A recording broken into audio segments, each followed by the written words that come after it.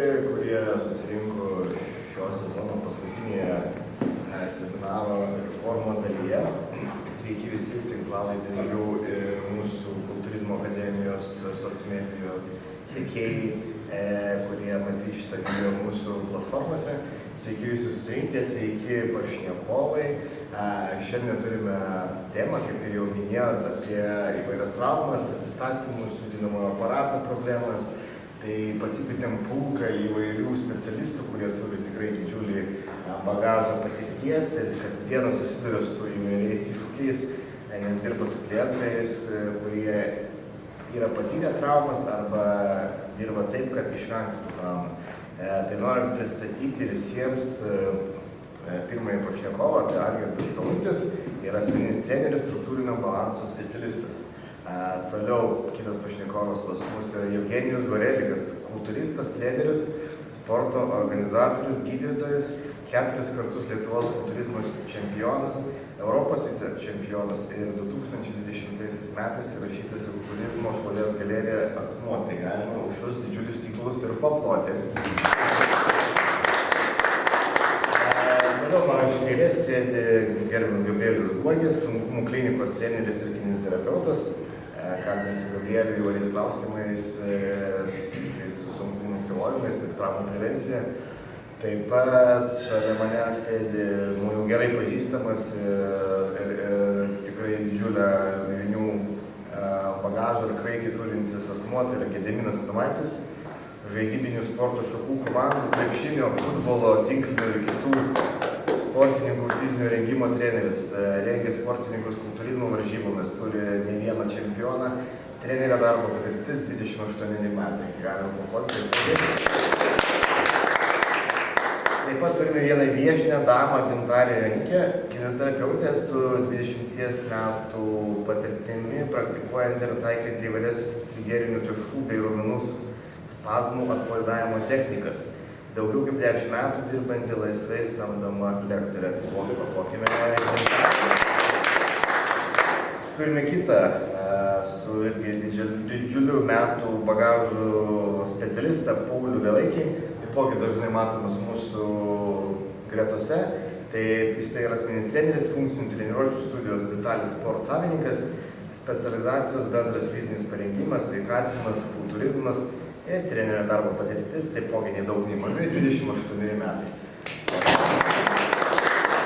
Ir turime kitą puikų specialistą, licencijuotą sporto kineziterapeutą Romaną Zaronskį, kuris baigė Vilniaus universiteto medicinos fakulteto kineziterapijos studijas, sveikatos mokslų studijas, dirbo medicinos klinikose su klientais po judinamojo aparato traumų.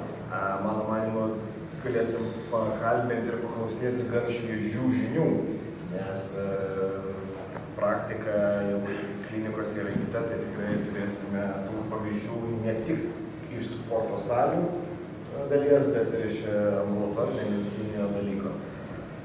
Taip, tai galbūt pirmas klausimas, Romanai, tau ir bus. Ar galėtum tiesiog įvardinti savo žodžiais moksliškai visiems, kas tas yra trauma ir kokia turi būti įvykis įvykęs, kad galėtume tai pavadinti traumą? Trauma pirmiausia tai yra audinio pažeidimas. Dažniausiai tai yra minkšta audinio pažeidimas, dėl kurio atsiranda uždegimas. Tai būna ūmi trauma, jeigu po savaitės ar 2 savaičių trauma nepraeina, tai yra uždegimas, tai jau pasiverčia į chroninę traumą. Tai yra 2 rūšis ir dažniausiai, jeigu viską labai gerai daryti pradžioj, galime išvengti chroninės traumas. Tačiau žmonės tiek salėje, tiek kitur dažnai vis tiek varom per skausmą, per visas tas problemas ir tada atsiranda tos chroninės problemos, kurios jau tikrai yra žymiai sunkiau pataisomos. Tai tas chroninės problemos, tai čia yra individualus dalykas, nėra taip nustatyti, kad peržengus 15 dienų. Be abejo, ne, čia labai individualus. Čia yra apytiksliai, ką sako medicina, bet kiekvienas atvejis yra individualus. Tai jis priklauso nuo genetikos, nuo mitybos, poilsio.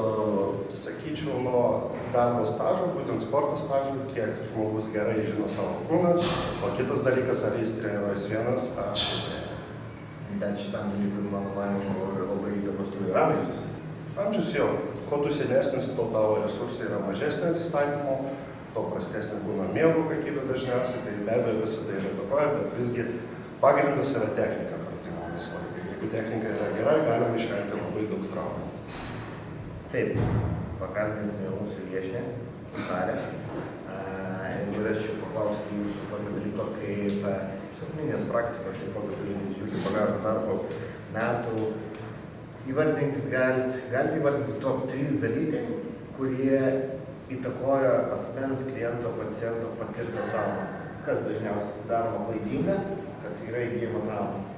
Kaip jūs galėtumėte apibendrinti, tai top 3, galite top 1 kažką įsigilinti labiau. Mes apie salę kalbam. Jo, galime tiesiog apie salę. Aš tikrai iš asmeninės patirties pasakysiu, kad salė ten jau būna dažniausiai tik tai dar ta vyšnė ant torto. Nes mes nepagalvojam, kad žmogus galbūt kasdieniniuose judesiuose atlieka daugybę netaisyklingų monotoniškų judesių. Galbūt jo tiesiog kasdieninės apkrovos yra labai netaisyklingos ir jis turi jau susiformavusi kažkokį kompensacinį mechanizmą netaisyklingų judesių. Ir tiesiog atėjęs į salę, jis jau atlieka irgi viską netaisyklingai ir tiesiog jis sako, kaip pavyzdys, ar ne, kurie jau ateina į reabilitaciją pas mus. Pakėliau ir pokštelėjimą pajutau, ten trūko, sakykime, ar ne, plyšo saugiklė, ten plyšo raumuo ir panašiai. Bet jis tai, pavyzdžiui, dėl ko aš galiu kalbėti, nes aš daugiau dirbu provincijai, kur žmonės tiesiog turi daug tų fizinių darbų, taip sakykime, ar ne? Ne tik dauginių, bet sakykime, yra žmonės, kurie dirba fabrikuose. Ir yra, pavyzdžiui, monotoniški judesiai. Įsivaizduokime, ten yra rytas, dirba kokie 400 žmonių, ir tai yra, kai sakau, tipiniai mano pacientai. Ir nuo ryto iki vakaro jie tas rytas, ten maždaug yra apie, įvairiai, nuo 5 iki gal 20 kg netgi. Ir jie kiekvieną dieną, jie sistemingai turi kelti, uždėti, nuimti. Ir dar maža to, kai uždeda, dar ten turi kažkokius siūlus surišti, ar ne, rankos vėl iškeltos. Ir sako, kad norėjau, kad būtų geriau, nuėjau į salę, sakiau, pradėsiu sportuoti. Salėj 3-4 treniruotės, trauma. Sako, kas kaltas? Treneris, salė, pratimai. Bet kad jis iki to ėjo, tiesiog visiškai net nepagalvoja. Kitas yra vėlgi toksai, sakau, čia ne salė dažnai būna kalta. Ar ne? Nes jeigu dirba su treneriu, tuomet vis tiek treneris prižiūri, kad tas judesys kiek įmanoma taisyklingesnis būtų. Blogiausia, kai žmonės ateina, ką dažnai matai su telefonais, pasijungia YouTube ir patys savarankiškai bando atlikinėti įvairiausius pratimus ir dar su didesniais svoriais. Tai čia yra, sakykime, tas kasdieniai judesiai, savarankiškas išmanymas ir bandymas kažką tai daryti. Ir vėlgi reikia neatmesti įvairiausias tiek sisteminės ligas, kuriam žmogus gali sirgti, reikia neatmesti vartojamus vaistus, kurie irgi gali silpninti jungiamąją audinį. Yra daugybė dar kitų niuansų, kurie jau nepriklauso nuo pačio judesio. Tai vat visi šitie dalykai, aišku, yra daugiau visko, bet visą tai kaupiasi ir kažkuris vienas judesiukas gali sukelti būtent tą pažeidimą. Dėl finaliniai. Ta vyšnia uždėta. Gediminai. Gal turi kažkokią iš patirties tikrai tau pačiam išlikusią atmintyje sėkmės istoriją, kai turėjai kažkokį klientą ar klientę, ar žmonių grupę, kur buvo tikrai sudėtingos situacijos ir su darbo perspektyvos su tavimi, jūs pasiekėte arba bent jau maksimaliai sumažino tos patirtos traumos pasekmes. Ar yra tavo patirtyje darbo kažkoks toks dalykas, kur tu tikrai atsimeni, kad jau jaunuolis, jau visas ten jau šakintas, nes atstatė ir visas trauma? Iš tikrųjų, ne vienas atvejis buvo toks, kaip aš su žaidikais, taip vadinama žaidybinių sporto šakų atstovais, pora futbolistų buvo, krepšininkų, bet aišku, aš esu ne autoserviso, sakykime, specialistas, aš daugiau moku vairuoti, bet yra tekę, žmonės, aišku, būna jau po reabilitacijų, po, reiškia, tų pirminių vadinamų mankštų ir taip toliau, bet yra tekę atstatyti jėgą pilnai, reiškia, kojų raumenyno, kai buvo trūkę, reiškia, kryžminiai raiščiai. Ir žmogus po treniruočių kažkur mes dirbom 8 mėnesius. Aišku, jis praėjo viską, žodžiu, dar jisai prieš tai, reiškia, buvo, kol viskas suaugo, užgyjo ir praėjo laikas, tada praėjo dar 4 mėnesiai reabilitacinių ir tada pas mane 8 mėnesiai. Jisai nuvažiavo į Kauną ir buvo taip vadinamieji testai, ten nežinau kokia ten ta jų klinika, kurie tikrina tos krepšininkus, reiškia, jis darė tęsimus ir lenkimus kojos. Tai jisai viršijo visus rekordus, kokie ten buvo istorija. Po traumos. Ta prasme, sveikų žmonių. Pagerina rezultatus. Jeigu turite problemų su kojomis, tai žmonės pasikėdėmė. Taip, Romanai. Klasikinė ta chirurginė intervencija iškart rekomenduoja kaip specialistas ar pirma siūlo į esamą problemą judinamaisiais tikslais sutvarkyti, eiti į konservatorišką gydymą tik tada, kai jau yra visiškai chirurginis arba konservatyvus gydymas. Tai viskas labai priklauso nuo atvejo, bet visą laiką, jeigu yra kažkokia trauma, visą laiką patartina vis tiek nueiti pas gydytoją, padaryti tyrimus, rentgeną, MRT, dažniausiai sakau, kad turėtų maždaug įsivaizdavimą, ką mes turim, su kuo mes dirbam. Nes jeigu ateina pas mane klientas, jam labai skauda kažkas, jis net negali pakelti rankos iki tokios amplitudės, sako, sudarė, tai būtų labai neatsakinga paimti ir sakyti, treniruojam, paimam iš tas pinigus ir važiuojam. Ne, tu turi nueiti, padaryti MRT, atnešė, aš matau, koks yra atvejis, ar tai kažkoks sausgyslių uždegimas, tada viskas gerai. Jeigu yra nuplyšęs raištis, tai jau tikriausiai MRT specialistai pasakys, kad reikalinga chirurginė intervencija. Ir be abejo, po chirurginės intervencijos, jau tada žmogus ateina pas mus ir jau da, autoservisą. Ar sutiktumės su mano tokiu pastebėjimu, kad mūsų sveikatos sektorius gal minimaliai kruopelę numeta žmogui reabilitacinių dalykų, nors jie turėtų būti žymiai ilgesni?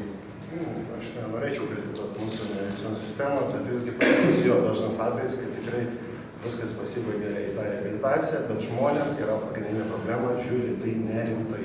Jie ateina, praeina 2 savaitės, tu paaiškini, kad pratimai yra svarbus, tai yra ilgalaikis procesas, ne per vieną dieną, padarėm kinesterapiją, kiek ten skiriama, būna 5, jeigu sunkesnis atvejis gal 2 savaitės, sunkiausia atvejis tai yra sanatorija, tada būna geresnis kažkoks rezultatas. Jis priverstas. Jo, tikrai priverstas ir tai yra gerai. Bet jeigu jis ateina po trenerio po savaitės, tai čia jau trenerio, kai mes terapeuto kompetencija padėti tam žmogui, o jeigu pats sportuoja, tai aišku, dažniausiai ir atsiranda tos problemos iš to. Tai jūs matote paciento vaidmenyje problemą, kad yra požiūris halatiškas, neatsakingas. Ir savivada labai... Jo, labai trūksta tikrai. Žemo lygmens, nes žmogus tikrai... Švietimo trūksta, sakyčiau. Nori finansuoti, savęs, investuoti tą dalyką, nes nėra nuovokos, nes jis nežino, kas ir laukia po 10 metų. Tikrai. Reikėtų pradėti turbūt nuo mūsų visų specialistų ties švietėjiškais dalykais pradžioje. Ne vien baudėjo kažkokią funkciją atlikinėti arba tenais patarinėti kažkokius keistus dalykus.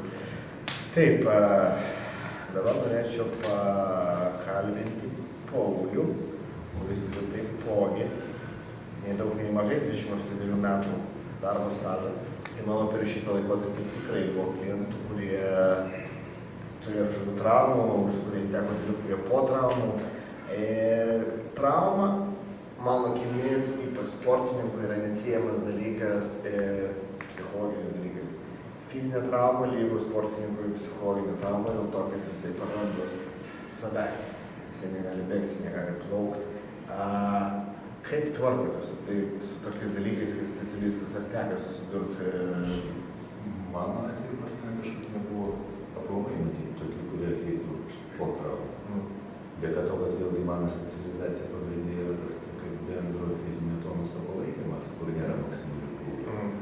Man vėlgi pavyksta pakankamai gerai išvengti. Ateina žmonių, kurie tiesiog skundžiasi nugaros skausmais, kažkokiais nemaloniais pojūčiais sąnariuose, tai yra tokie pakankamai švelnūs minkšti atvejai. Kažkiek aš dirbu su rimtesniais, kurie siekia kažkokių aukštesnių tikslų. Galėtų būti pastebėjimo, bet vėlgi aš daugiau stengiuosi užsiimti, sakysim, prevenciją, negu po to jau kažką spręsti. Matyt, daugiausia su pas treneriu su savimi. O pas mane traumų buvo. Galima iš karto kaip teko pačiam įveikti jas, kur sėkmės. Sėkmė matyt nuoseklus reguliarus darbas. Bet kas įdomiausia, jeigu patikslinti, kaip ir sakė kolegė, faktiškai viena trauma iš 4 buvo gauta salėje, kuomet mane prižiūrės vaikinukas, aš tada dariau prikėlimus 150. Ir mačiau per veidrodį, kaip užėjo porą merginų salėje ir jis užsisuko, pradėjo žiūrėti, kas ten atėjo. O aš stoviu per paskutinį pakartojimą, prispaudau, nu neprispaustą, bet jaučiu, kad jau taisyklingai nebesistosiu. Ir matau per veidrodį, kad jis kažkur išsisukęs.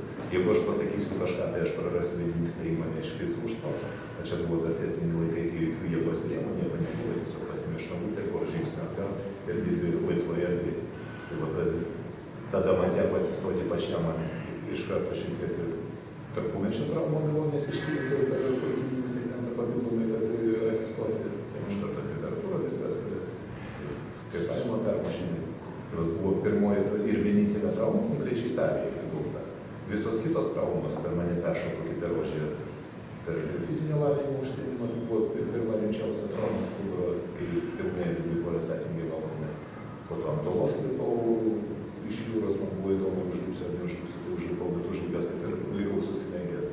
Tai yra, būtent kaip ir buvo kalbėta, buitinės neatsargios traumas ir linku aš vedu link to, kad mano akimis būtų svarbu mokyti žmonės taisyklingos judesio mechanikos kasdieniniai buitį. Ta prasme, vėlgi užsiminėti prevenciją, kad net neprieiti iki traumų, o iš karto pasižiūrėti, nes pas mane kiek ateina žmonių, tai dauguma susirenka kažkokias mini tokias traumeles, kur ateina, šiandien pas mane skauda nugarą, šiandien aš kažkur pasikreipiau, darome lengviau. Čia greičiausiai po praeitos treniruotės. Analizuoji, kaip kolegė ir sakė, treniruotė nusaugi buvo visiškai. Nieko nebuvo, o pasitraukti. Po tada sakau, analizuojant tą darį. Žinot, nieko nedariau. Buvo vienas atvejis, kad buvo pasakočiai, linksmiausias buvo. Dirbu su klientu, pas kurį jautri nugarą. Padarome viską labai atsargiai ir teisingai. Jis išeina iš treniruotės, kitą treniruotę ateinu, sakau, kaip savijauta jūs, žinau, prastokai, kas buvo. Nugarą susuko po tavo treniruotės, kaip gali būti. Aiškinamės, nieko nedarė, viskas labai, sakau, gerai, nusekliai pradėjome išėti iš tai. Tai sakau, išėjau iš treniruotės, įsėdau į mašiną, vairuotojas mane nuvežė iki Varšuvos ir parvežė atgal 50 metų. Sakau, greičiausiai dar po pasnaudė to treniruotės, jo, sako, patogiai dar pasitaisiau, guliau. Kelias valandas tenai, kelias valandas atgal, nugaros studijas minės einant pertvarkos poilčiai yra. Tai vat vėlgi link ko einam link to, kad rekomenduoti klientam kontroliuoti save kasdieniniai buityje ir iš principo tada jau mokyti juos, kaip taisyklingai judėti buityje, analizuojant situacijas, su kuriuom jie susiduria kasdieniniam gyvenime. Nes buvo atvejis, jeigu vėlgi apie traumas kalbame, pas kolegas atvažiavęs vaikinukas iš Vokietijos, jis atvažiuodavo su nugaros skausmais, padaro masažus, grįžta į Vokietiją dirbti ir vėl atsinaujina viskas. Pradėjo aiškintis, kas kur kaip prie to. Pasirodo, jis buvo dažytojas ir absoliučiai unikalus atvejis užlipdavo ant ožio, tada pasilenkęs iš apačios užsikeldavo kibirą dažų ant ožio ir dažydavo. Kada jam banaliai pasakė, klausyk žmogų, pirmą užsidėti kibirą, tada užlipė, dirbi su dažais. Ten visas baigėsi nugaros problemos. Situacija iš gyvenimo. Kaip yra dirbama su traumų prevencija. Tu mokai žmogų taisyklingos judesio mechanikos, mokai optimizuoti savo veiklą, vengi kokių nors laikymusi su šoninėm rotacijom, sakysime, jeigu kalbėti apie asmeninius pažeidimus, nes matyti vienas iš dažniausių. Mes mano, kad kaip viena iš traumų, jis niekas buvo geros fizinės formos, kaip jau buvo baigęs dirbti su futbolininkais ir vėl grįžęs į viešą rinką, pradėjau domėtis funkcinę treniruotę, kaip tik tada buvo 8 metai. Ir geroj fizinį formą galvoju, eisiu aš sniegą kokius, pusantros valandos sniego kasimo prie minus 12 laipsnių, grįžtu sekančią dieną nugarą skauda, viskas tvarkoja, plačiai raumenys skausmas neįprastas judesys, viskas tvarkoja. Aš dar 3 savaitės variau toliau kylančiąją su normalia progresija ir po to kažkurį rytą atsigeriu, trinti iš lovos, vienos svoris nekontroliuoju. Čia pusę metų stavėjimo. Bet vėlgi, trauma gauta buityje. Kasiau sniegą, nesupratau, kad ten buvo greičiausia kažkoks pasisukimas, kai nervas papuolė šiek tiek tarp slankstelių buvo kažkiek užspaustas, po to jis ten iš viso matyti, tai buvo apie 2 pusių skirtumus. Pas mane ta koja buvo sunykusi 15 cm, kas yra labai. Nuo 60 iki 40 cm įsivaizduoti šuolį. Čia kiek 25 cm. Čia daugiau nepaskau. Nu, aš jau taip, nuo bendros apimties, 60-15. Tai vėlgi einam link to, kad mokytis taisyklingai judėti. Tiek salė, tiek nesalė. Salės atveju aš ką dar norėčiau pastebėti, kad dauguma žmonių kažkodėl tai salėje mėgsta taisyklingai daryti pratimus, bet pozicionavimas savęs prieš pratimą arba ypač kas būdinga klientam po pratimo, kad ten pas mane buvo atveju, kai gerai svoriai mažai tu tik mokasi, bet refleksas suveikia, daro kokią rumunišką kalbą, padaro idealią rumunišką kalbą ir po to tiesiog pomsus sulenkusau atklai per žemės. Nu tai tokiu atveju tu iš karto gali jau būdamas nuolaidų zonai gauti kažkokią tai stuburo sureagavimą į, sakysim, pakankamai gerą kompresiją. Jeigu šiek tiek į šoną papadė, patogiau. Taip, klausimas Gintarijai. Tarkim, klientas pas jūs su tikrai įsisenėjusiomis problemomis judinamojo aparato finale yra viskas sutvarkoma, jau kai yra labai stipriai įsisenėjusios problemos, tai negalima pasiekti to varianto, to atveju, kad tą problemą visiškai likviduoti ir pamėginti. Kineziterapeutas ir treneris ne dievas. Esmė ta, kad pirmiausia žiūrim, ar tai yra struktūriškai neįmanoma tiesiog grąžinti funkcijos, ar tai yra funkciniai dalykai.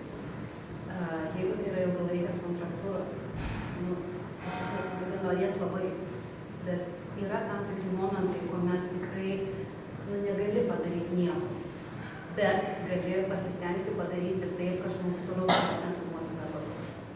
Ir ypatingai galbūt su vyresnio amžiaus žmonėm, kurie, tiesiog turiu projektą ir dirbu dabar su seniorais, ir sako, niekad gyvenime nieko, nei sportavau, nei dariau, ir dabar ateina našta, sistemingai pastoviai, aišku, ten minimalios ir amplitudės, minimalus krūvis, ir jam viskas skauda, jam viskas negerai, ir aišku, nei ten amplitudės normalios yra, nei kažko. Ir žmogus įsivaizduoja, kad tu sako, čia ne man. Arba, elementarus dalykas, atlieka pratimus.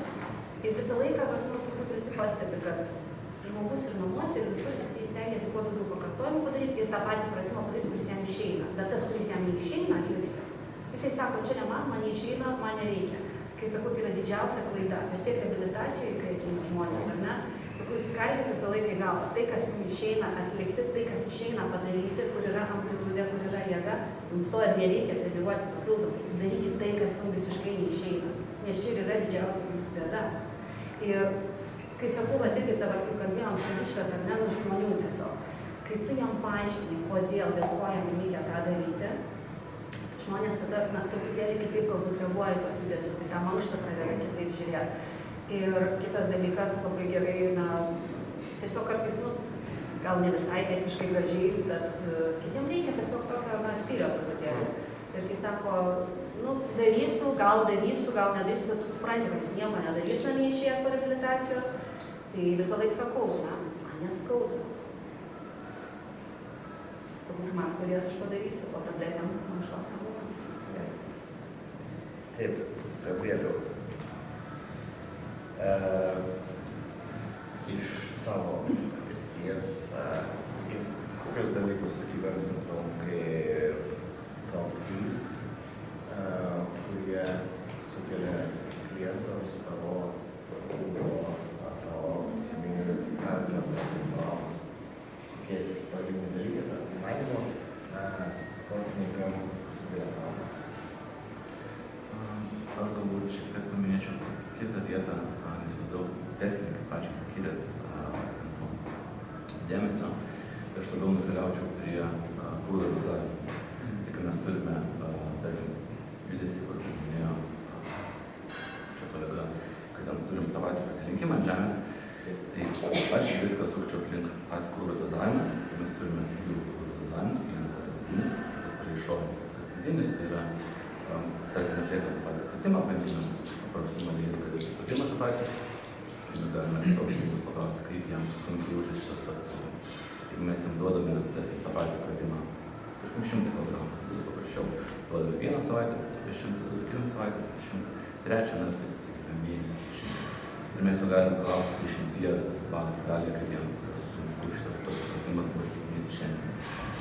Jis visais atvejais gali paminėti, kad vidinis tas sunkumas yra skirtingas.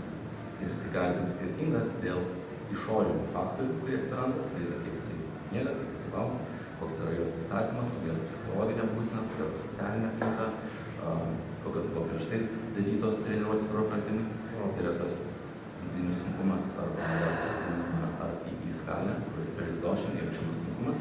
Galima duoti pratimą, galima daryti treniruotės patį sunkumą. Tas išorinis sunkumas tai yra jaudas, krūvis, kurį mes galime matuoti. Ir tuomet yra psichologinė būsena. Ir tuomet yra psichologinis nuovargis, taip pat galime minėti, ir tada tiesiog paprastas fizinis nuovargis. Tai aš šituos dalykus sumesčiau ir jų siekimas turi didžiausią reikšmę atsirasti. Ir jeigu mes matome, kad treniruotės yra 9-10, psichologinis nuovargis didėja, bendras nuovargis didėja, ir tas žmogus savo, kad mes turime klubą arba kelių skausmą, tai aš net nežiūrėčiau patį judesį, aš tiesiog viską sumesčiau į krūvį atsistatymą, į šitos faktorius, kuriuos paminėjau. Gal galite šiek tiek plačiau mus supažindinti su to skale? Kaip, kas tai yra? Tai yra aparatas, ar tai yra kreivė, ar tai yra kažkokia lentelė, ar tai yra antropometriniai kažkokie dalykai? Tai sunkumų kilnojame mes turime, tą tokią žodinę skalę, tai klausime, kaip, tarkim, duodi tu žmogui pratimą, ir tu nežinai, kaip jisai jaučiasi, tu nežinai, ką jisai šiandien darė, kiek jisai valgė, kiek jisai miegojo, tarkim, ir sakai, aš noriu tau duoti pritūpimus, kad tau jie būtų sunkus, bet ne per sunkus. Tai tada ir ateina tas skalė, nes tavo darbingumas gali būti toks vasviruojantis, tu jam negali kaip mašinai sakyti, tu šiandien tūpsi 100, kitą kartą tūpsi 102,5, nes tu atsistatysi, kitą kartą tūpsi 105. Žmogus yra sviruojantis, tai jo atsistatymas sviruoja. Tai tas jaučiamas sunkumas 10/10 reiškia, kad jeigu aš duodu jam pritūpimus, sakykime, 5 pakartojimus, tai 10 reiškia, kad jis gali padaryti dar 0 pakartojimus. 9 reiškia, kad jis gali padaryti dar 1, 8 reiškia, kad jis gali padaryti dar 2, 7, kad dar gali 3 ir taip keliaujam iki 5, žemiau jau nebekeliaujam, nes man sunku ganėtinai susivokti, kas vyksta, bet dar į skalę taip pat matuoju. Tai jūs sudarinėjate tos dalykus, rašotės? Taip, pavyzdžiui. Ar yra specialios programos kažkokios? Ne, tiesiog pasiemu tušinuką, parašau skvatas ir tarkim parašau 3x5 ar 3x8. Ir aš žinau, kad jisai turi padaryti tas 3 serijas po 5 su savo svoriu, kad kiekvieną pakartojame, kiekvieną seriją padarius, tau turi daryti 2 pakartojimus. Tokiu būdu aš seku, kad jisai nepersitikė. Nes aš vieną kartą daręs tą patį 100 iš jo išspausiu maksimumą, o kitą kartą tikrai būtų lengvas svoris. Vien dėl to, kad atsiranda daug kitų faktorių. Kad jis tą naktį mažiau miegojo, galbūt jis prašiau pavalgė, galbūt jisai turėjo didelės pamainas, 12 valandų dirbo, galbūt atsirado kažkokių dalykų, galbūt išsiblaškė. Tai šitam vidiniui. Visą sporto metodiką, visą ir panašiai. Bet jeigu žiūrint iš rezultatų perspektyvos. Taip. Svyravimai, šiek tiek kaip ir minėjai, kad vieną dieną galima duoti 100 kg, kitą dieną duodam su mažesniu. Tarkim, kas liečia kultūrizmo sferos atstovų, tai pas juos yra visą laiką privaloma kreivė į priekį. Jeigu aš vakar tupiau su 100, tai šiandien aš irgi su 100 nevajau, nes mano raumų hipertrofija bus visiškai kitaip apkrauta. Tai kultūristai mąsto tokį mąstymą. Tai ar tu sutiktum su tokiu dalyku, kad tai skatina, kad tai skatina traumų atsiradimą didesnį? Ir taip ir ne. Tai šitą kreivę, ta linijinė kreivė, kai mes vienintelis kintamasis, kuriuo mes žaidžiam, tai yra svoris, pasirenkam 4, 10, 5, pasiliekam tas pačias serijas, pasiliekam tos pačius pakartojimus ir vienintelis kintamasis yra svoris. Tai mes, kaip susitinkam su pradinuku, žmogus yra netreniruotas, jisai nesupranta, kiek jam pakartojimų liko rezervė, jisai nežino, kas yra stresas, nežino, kas yra krūvis, nežino, kas yra atsistatymas, na jisai visiškas pradinukas, nesupranta nieko. Tai mes jam drąsiai galime taikyti šitą linijinę progresiją, tiesiog pasiemant 40 kg, 42 kg, 47, 50 kg, nu tik užsikelti ganėtinai didelę bazę jėgos. Kai esi pradinukas, šitas dalykas puikiai veikia. Iki tam tikros ribos, nes žmogus nėra mašina ir jeigu tu programuoji dalykus kaip mašinai, dalykai turi tendenciją sulūžti, nes neatlaiko, nes kaip ir minėjau, jeigu esi aukštam lygyje, tai vieną kartą tu gali pasiruošti, kitą kartą ne. Per laiką tai daug programų, kad tiesiog neatlaikai. Tai pradinukai, taip, pažengusiam linijinė tikrai labiau, kad ne. Galbūt kai kuriem pradėjom daugiau pristrukimų, bicepsų galbūt lengvai, bet imant klaidinius pratimus, ne. Taip, Algirdai, norėčiau duoti klausimą tau. Kokius iš savo darbo praktikos patirties dalykus, gal, kaip aš sakė, mėgstu išsirinkti tuos top 3, galėtum įvardinti arba apie vieną plačiau, kaip prevencinė priemonė sportuojančiam žmogui, kaip sumažinti traumas. Kokie tavo darbo praktikoje yra dalykai, ką tu taikai, ką tu švieti klientus, kol jų prašai, kad jie elgtųsi taip, kad išvengtų kažkokių judinimo aparatų problemų. Tai pagrindinis dalykas, įvardinčiau, kontrolę ir stabilumo sukūrimas.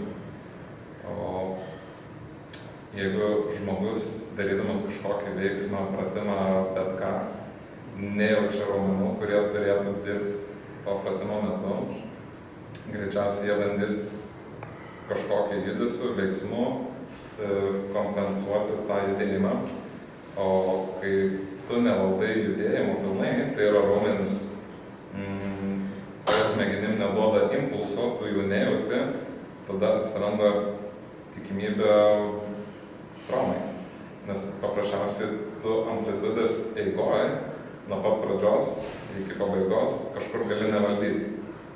Ir kai, tarkim, žmogus šiek tiek stiprėja, atsiranda didesnis krūvis raumenim tavo visai struktūrai, tada atsiranda tikimybė traumai, kai tu nevaldai amplitudės pabaigų. Pradžioje, kai svoriai nedideli, traumas tikimybė nelabai yra, bet kai žmogus, sakau, po truputį stiprėja ir ateina į vietą, kurią nevaldo su dideliu svoriu, tada ir atsitinka trauma. Tai aš su klientais praktikuoju tik sportavimą, kai tu valdai save.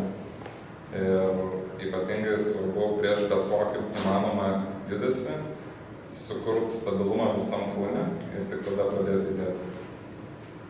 Tai tiesiog kontroliuoti savo kūną. Tai vienas iš svarbiausių tavo darbo metodika, tai kontrolė. Amplitudžių pabaigas. Ypatingai svarbu yra amplitudžių pabaigas, nes žmonės naudoja inerciją, užmetinėja svorius. Kas yra dažnas. Ta prasme, labai dažnas. Tai tu privalai valdyti pačią pradžią ir pačią pabaigą. Čia kaip minimum.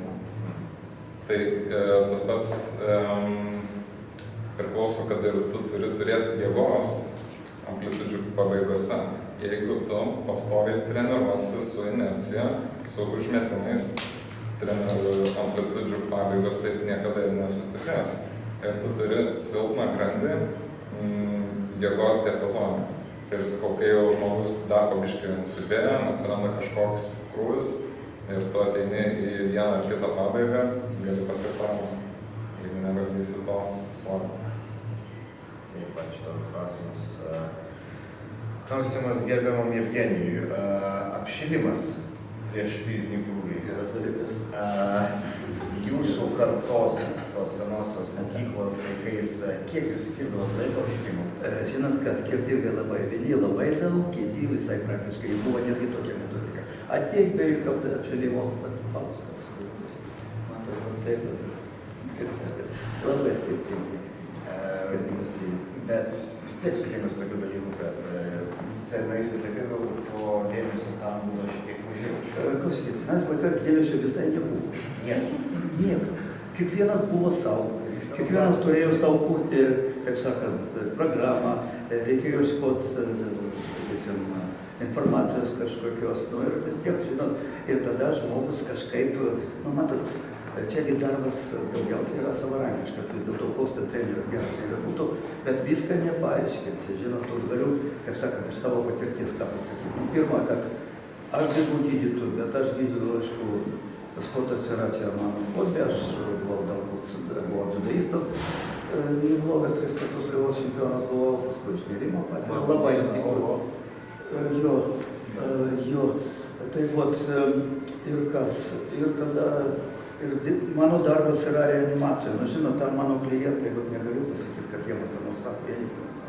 Nes turiu paklaučiuose, žinot, blogai, kad, bet, žinot, yra, galiu pasakyti, kad gal tam bus įdomu, kas iš tokių patologijų, kurie reiškia mums, tai yra jum visiems, gal naudinga.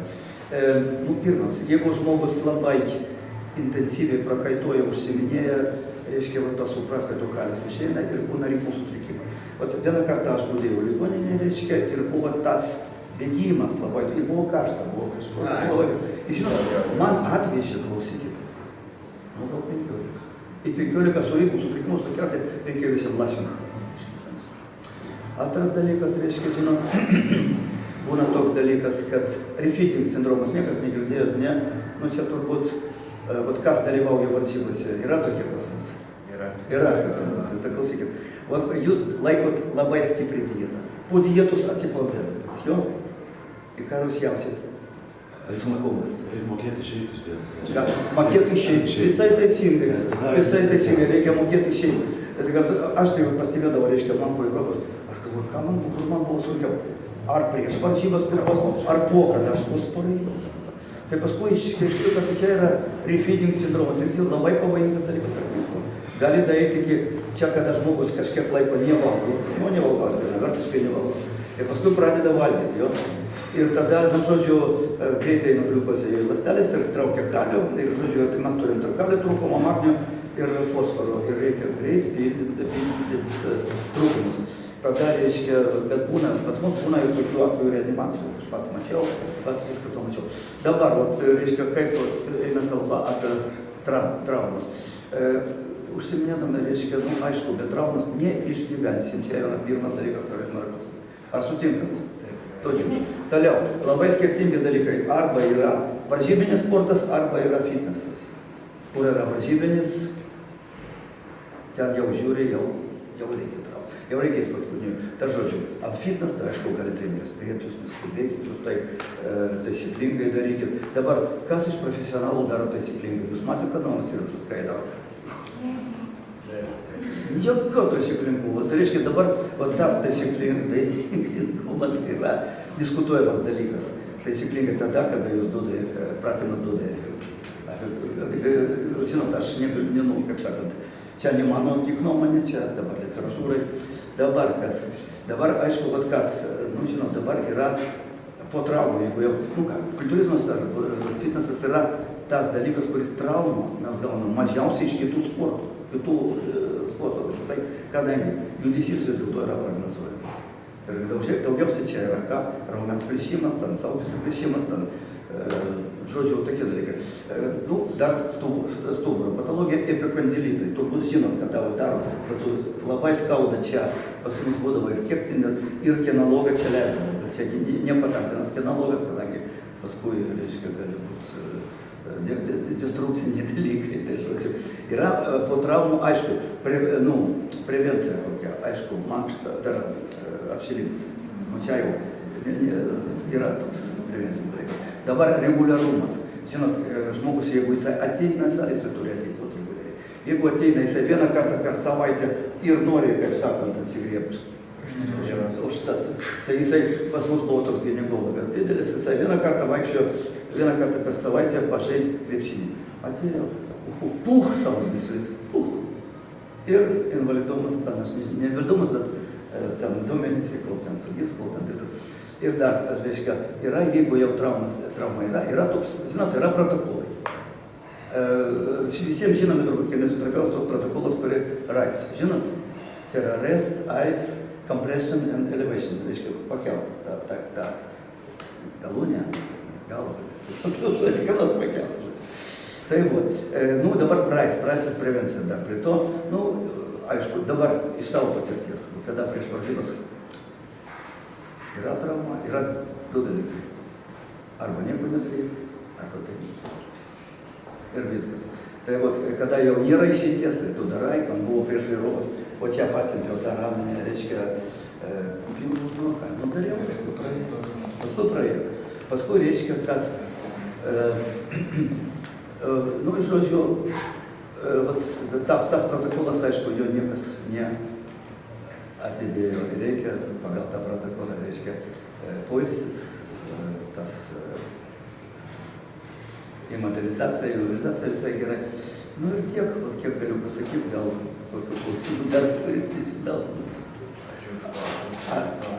apitiksliai va tiek. Aš pridėsiu biškį porą žodžių, nes klausimas buvo apie apšilimą visgi ir šnekama apie sporto salę. Tai dažnai galim pamatyti, kad kai yra kelių žmonių frakcijos, kurie iš vis neapšilinėja, kurie daro kardio kaip apšilimą, ir yra tie, kurie specifinį daro apšilimą. Jeigu mes šiandien darysim koją dieną, tai su pečiais per daug tai nereikia mankštinti. Mes ateinam, padarom judesio patirtį, apšilam su apšilimais, padarom su gumom, atitraukimus ir tada jau esam labiau pasiruošę. Po to apšilimas yra prieš patį pratimą. Jeigu mes darysim kojų spaudimą, darbinė serija bus, nu, tarkim, 300 kg, tai pirmas 2 serijas mes turim parengiamąsias padaryti. Tai centrinė nervų sistemai, kad suprastų, kas čia veiks. Antra jau pusė nuo darbinių svorio, kad jau sausgyslis, raiščiai ir visos struktūros būtų pasiruošęs. Nes forsavimas, būtent visų tų fazių praleidimas, jis ir priveda prie traumų. Tai čia yra pagrindinė traumų prevencija, su apšilimu. Ir jokių statinių tempimų prieš treniruotis. Nes dabar, nežinau, jau praėjo 10 metų, jau sako, kad ir silpnesnis raumuo pasidaro, ir mažiau stabilesnis, kai tempia tas krūtinės sąnarys. Visi tempimai yra po treniruotės. Prieš dinaminis apšilimas reiškia staigesnį judesiai, gumos visokios paspaudimai ir taip ir atrodo, kad yra prevencija. Jo, laiko tėkmėje kažkur 10-12 metų atgal treniruočių salėje per sportavimą visi ramsčiudavo sienas. Padarydavo, jau šiandiena tas įvaizdis matomas tik taip pas kažkokį vyresnį žmogų, galbūt iš senų laikų Gal dėl visai kitos priežasties jisai ramsčiais. Po savaitgalinį. Taip, Roman, dabar paklaustas minkštųjų audinių potrauminiai gal terapijai, ar tikrai veiksmingos tos Sanakin ir kraujo plazmo injekcijos į tą vietą, ar tu galėtum kažką pakomentuoti?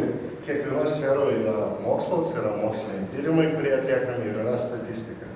Tai pagrindas po traumų, tai reiškia sumažinti uždegimą ir pagrindas yra raumeninas, stiprus raumeninas, ten tų plazmoliftingų kažkokių prieš uždegimą, tai yra papildoma kažkokia informacija, tai papildomas veiksmas, jeigu jau labai stiprus uždegimas, įleidžia tos kortikosteroidus, plazmą įleidžia, tai iš plazmų sudaryti, ta prasme, tos ląstelės, kurias gyja, bet tai nėra pagrindas. Ta prasme, hialurono rūgštis į sąnarius, ta prasme, visa tai yra 10%. Pagrindas yra gera reabilitacija, tai reiškia kineziterapija, vėliau grįžtam į fitnesą ir palaipsniui progresuojam. Jokio forsavimo. Kuo mažiau forsavimo ir tikslinga progresija. Taip. Dar jau tenai, kai kalbėjo apie šitą, reiškia, nestabilų, nepastovų krūvį. Aš turiu draugą, chirurgą, ir jo klausiau, kaip čia dabar, kokios dažniausios traumos. Tai savaitgaliniai sportininkai yra pagrindiniai pacientai visų, reiškia, kai nėra stabilu, pastovu, tai yra tu ateini vieną kartą ten per savaitę geriausiu atveju ir tu padarai treniruotę tokią, kad, už visą savaitę, žinai, 2 savaitės. Bet čia tada viskas susieina ne į judesį, o į krūvio dozavimą. Viskas čia susieina, čia ta prasme ir krūvio dozavimas, ir čia, daug kas čia. Aš galiu irgi pridėti porą žodžių, nes ta diskusija aplink techniką ir kraujo dozavimą. čia sakoma, jeigu tu išsimiegosi, jeigu tu pavalgęs, tu geriau dirbsi. Faktas. Bet jeigu tu gerai dirbsi ir va su tokia technika trauksi, tą deadliftą, nesvarbu, kiek tu miegojai, kiek tu ką darai, technika yra pagrindas, o po to mes žiūrim tikrai, ar pas moterį gal yra mėnesinės, ar gal tą dieną tikrai žmogus nedamiegojęs, ar gal kažkur kažkas buvo. Tikrai, tai yra įtakoja, bet tai yra antriniai faktoriai. Pirmiausia, turi žmogus mokėti techniką. Technika tai yra prevencija ir viską. Daro teisingai, pritūpimas, dubens atradimas, nekeli prieki. Kaip dažnai mes matom, prašom, o taip jie visi tupia kažkodėl, nežinau, sakau, ant kėdžių kaip tupia, ne taip tupia. Tikrai. Tai technika irgi, pavyzdžiui, spaudimas. Jeigu tu iškiši visus pečius, kiek tu nemiegosi, va čia į visą akromeninį tą sąnariuką nueis, kuris menkės atgal. Tai tokio būtų prioritetai. Viskas tai yra svarbu, bet yra pirmas technika visą laiką bus. Žinom, prašom. Aš kaip tik priešingą pusę vėl keliauju. Žinom, visą laiką turi būti alternatyvus. Aš dėlioju taip, kad technika skausmui, arba traumoms ir technika dėl geresnių rezultatų yra du skirtingi dalykai. Yra optimalesnis judesys, optimalesnis būdas judėti, optimalesnis būdas kūpti, optimalesnis būdas stumti štangą. Deadliftą daryti, mesti akmenį toli, bet tada judesys skausmui. Reikėtų gal suformuoti tikslį, nes optimaliau negali būti, arba optimalu, arba neoptimalu. Nes optimaliau tai neoptimalu. Geresnis judesys, geresnis judesys. Yra kažkas ne visai tinkama. Tai aš nežinau, mes galim taip sakyti, kad jeigu tu taip darysi tą patį gamžą, būtų konkrečiu atveju, tau bus trauma, arba bet kuriuo kitu atveju tavo Yra statistika, atsiprašau, kad pertraukiu, yra statistika žmonių, jeigu darys 10 žmonių tokią techniką, 8 traumų ir 2 tikrai išgyvens. Aš sakyčiau, technika vis tiek virš, nes yra pagrindas, kultūrizmas yra geras labai pavyzdys, kaip teisingai viską daryti.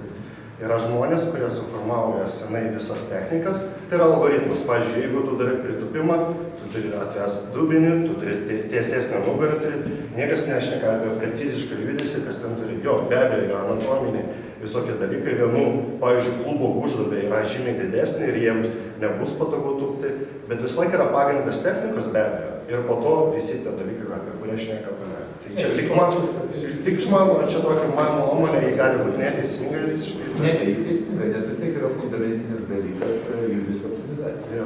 Po to priklausomai nuo tos dienos kondicijos. Toliau gali kelti daugiau, mažiau, bet vis tiek tu turėsi kelti pasitikti. Nes mirties trauką darant, sakysim, super kondicijai esant, kai sakysim, vertinė save, kad tu esi savo bioritmų pykė, bet jeigu tu duosi techninės paklaidas, trauma vis tiek bus. Jeigu tu ateisi visiškai prastoj kondicijai, bet optimizuosi keliamą svorį ir pasirinksi taisyklingą techniką, vis tiek viskas bus tvarkoj. Galiu biškai pasakyti. Gali. Klausykit, buvo toks, tai yra buvo jo, toks rašytojas Karlas Čepakas, gal kas girdėjo jo, jisai parašė tokią, reiškia, kūrinį, vadinasi, žmogus, kurį galėjo skraidyti. Vat žmogus vieną kartą, reiškia, atsibūtų ir žiūrė, jisai gali skraidyti ir skraido. Ir paskui, reiškia, jisai tam pakliuvo į mokslo tyrimų institutą, ten pilna tų, reiškia, profesionalų, tų profesorių, visokių specialių. Ir taip jisai parodė, kaip skraido. Ne, taip jisai negali, čia kampas ne tas. A čia sakė, jėga ne ta piškė, čia. Ir jisai sakė, tu taip neskaip, jisai paskui negalėjo skraidyti. Nu, to taip, reiškia, mes žiūrėjom, kur yra taisyklingas pradėjom, jeigu vienam visai taisyklingas, kitai mes. Dabar yra pilna paradoksalių dalykų. Pavyzdžiui, žinot, yra toks pas mus profesoris, kažkoks biomechanikas Tiesinskis. Ir jisai man šitą turėjo irgi per televiziją vieną kartą. Tai žinot, pavyzdžiui, aš savo patirtį sakiau, reiškia, jeigu pas mane yra stuburo,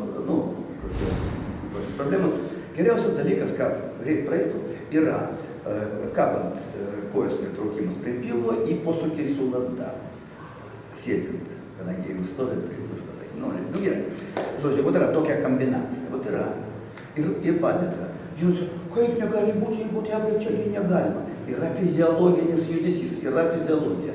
Niekas neatidėjo fiziologijos. Jeigu yra raumuo, jinai turi dirbti taip, kaip reiškia fiziologiškai. Tai jeigu yra tas judesys egzistuoja gamtoje, tai jisai turi būti padarytas. Matot, ir dar žinot, vieną kartą man irgi buvo prašovė, skauda, traukia koją. Ir aš nežinau, man jau skauda. Aš pas mane buvo didelis šuo, aš išėjau pabėgiau. Ir vat nieko, pavaikščiau. Jisai, reiškia, išbėgo ir aš paskui. Žiūrėjau, man nieko. Aš kitą dieną žiūrėjau ir bėgau. Ir man pradėjo paskui, mano toks neurologas, toks mano draugas, aš kaip sakiau, ką tu skaitai prevenciją nugaros problemų, bėgimas. A bėgimas logiškai išeina, kad čia yra smūgiai, tai logiškai neturi būti, bet praktiškai padeda. Paskui toks Cooperis yra, kuris parašė aerobiką geram savėjitui, kudą skaitė. Tai reiškia, skaitė, kad aerobinis pratimas, tai yra bėgimas, padeda stuburo problemą. Matot, atseit nelogiškas dalykas, nelogiškas, neturi taip būti. A vat yra, tai va tiek. Tai čia, žinot, individualių bus, aš, pažiūrėjau, visai galiu galiu pasapasakoti. Man tik greitas aiškimas, nes ūgio skirtumas yra žingsnis. Aš dabar negaliu bėgti, kada pas mane šitas sąnarys protezuotas. Вот так и бегёчу, когда бегимас yra fiziologinis dalykas. Ir ką sakė, aš negaliu bėgioti. Klausykit, kiekvienas žmogus gali vaikščioti, gali ir bėgioti. Tai yra fiziologiškiausias dalykas. Mes bėgiojame. Jeigu jūs einat, iš paskos vilkas, jūs bėgsit. Reiškia, tai yra fiziologinis dalykas. Jūs neįsit greitai pusės. Vilka, aš žinau. Ar ne taip? Tai kas nors iš publikos gali pasakyti savo patirtį. Dabar, žinot, irgi čia... Kas? Ropuojimas čia jau vaikapelė. Jeigu gal ropuojas, gal viskas. Žinot, užvakar nusilenkiau jau iš ryto. Ir žinot, toks judesys, nesunkus, ir man, ir skauda nugarą. Tai aš žinau Ukrainą, bet kada? Gali būti ne tik treniruotės metu, gali būti visai, kaip sakant, normaliam gyvenimui, buityje jų atsitikti, taip, tikrai, nes neprognozuojant turėtų. Tik reikia, sakau, žinot, kad čia yra praeis. Jeigu praeis, nieko nepadarys. Nieko nepadarys. Taip, tai trumpai tada keliais sakiniais auditorijai, mūsų socmedijų stebėtojams, sekėjams, Algirdai, ką galima apibendrinti, ką patart ir tiesiog keli sakymus. Mes būtume sveiki, ką daryti, ją vandenį bėgti, kažkoks vilko. Viską daryti. Svarbu judėti. Ir pirmas, turbūt pagrindinis patarimas, tai kreiptis į specialistą, kuris galėtų nukreipti tinkamą linkmę. Tai tada prasideda mokinimasis, taisyklingos technikos, mokini šiaip žmogų,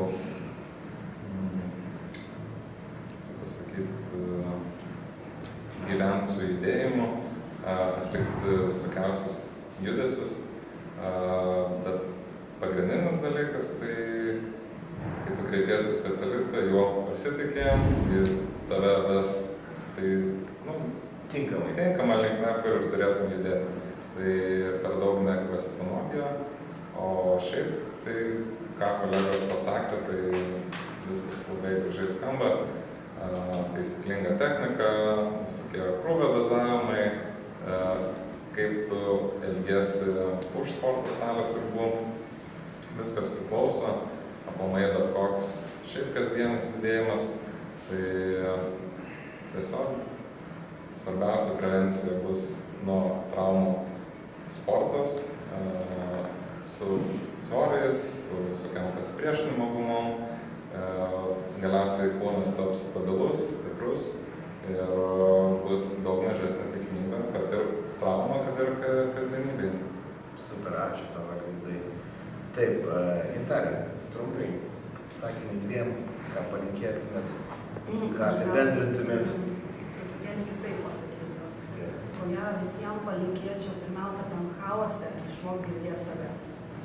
Nes žmonės per daug stengiasi ieškoti metodikų, trenerių, nežinau dar kažką, bet jie savo kūno net nejaučia realiai. Jie nejaučia nei to pačio judesio, nei savo laikysenos, nei dirbdami. Jie visiškai ignoruoja bet kokius kūno siunčiamus signalus, ko kūnas daro labai dažnai, ne? Ir tiesiog patys save veda iki tos traumos. Tai kada mes pradėsim daugiau jausti ir girdėti save, tada mes galbūt ir patys, nes pats žmogus turi sąmoningai išmokti suprasti, kas jam yra ne taip. Ir ar technika gali būti tobula, ne? Bet jeigu mano yra, sakykime, struktūriškai kažkuris sąnarys truputėlį netaisyklingoj padėtyje, daugiau netaisyklingai padėtyje, ta technika manosi neteisinga, netaisyklinga ir aš daugiau žalosiu save.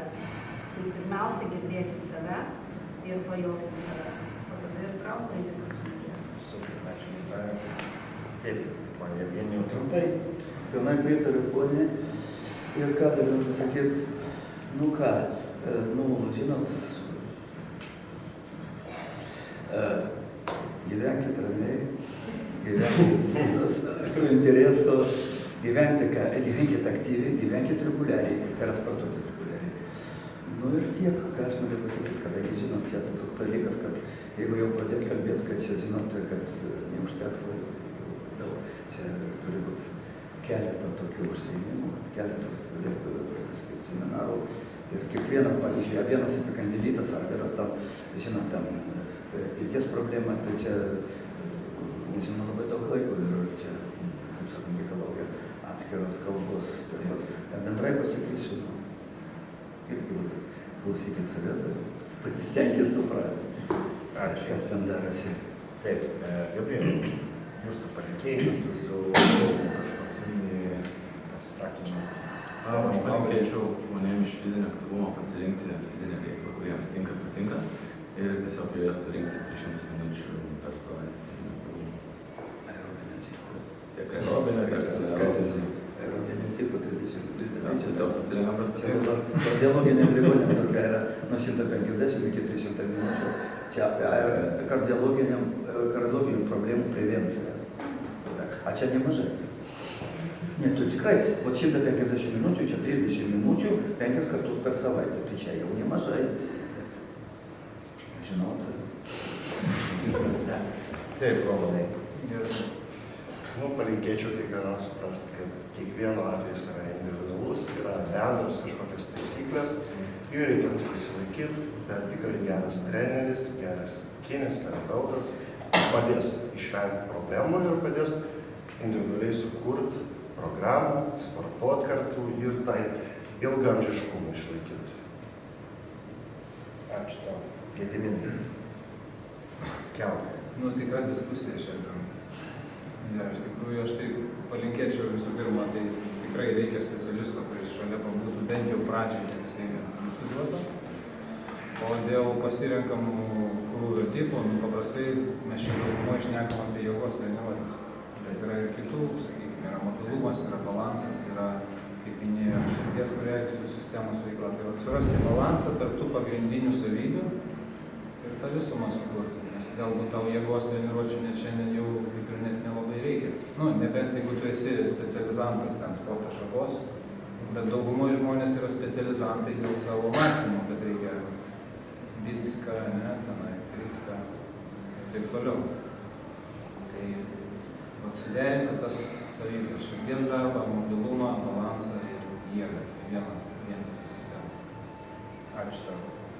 Pauliau, žodis.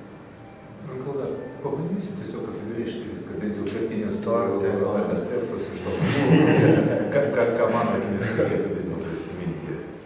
Geras apšilimas, kas buvo aptarta, jis turi būti. Geras taisyklingas apšilimas išjudinantis tuos sąnarius, kurie aktyviai dalyvaus judesiuose treniruotės metu, tai yra vienas momentas.